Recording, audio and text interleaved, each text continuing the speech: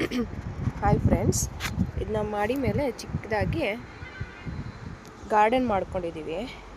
ನೋಡ್ತಿದ್ದೀರಲ್ವಾ, ರೋಜಾ ಗಿಡ ಮತ್ತು ಇಲ್ಲಿ ಕೆಲವೊಂದು ತರಕಾರಿಗಳನ್ನು ಸಹ ನಾಟಿದ್ದೀವಿ. ನೋಡಿ ಎಷ್ಟು ಚೆನ್ನಾಗಿ ಬೆಳೆದಿದೆ.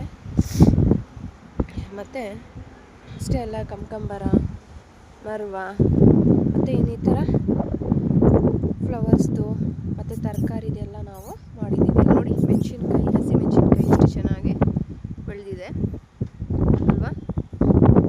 ಸೊ ಅದೇ ರೀತಿ ಇಲ್ಲಿ ಶೋ ಗಿಡ ಅಂತೀವಿ.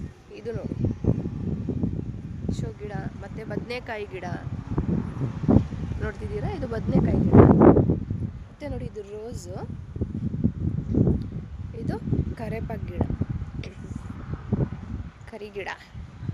ಈ ರೀತಿ ಬೇರೆ ಬೇರೆ ಗಿಡಗಳನ್ನೆಲ್ಲ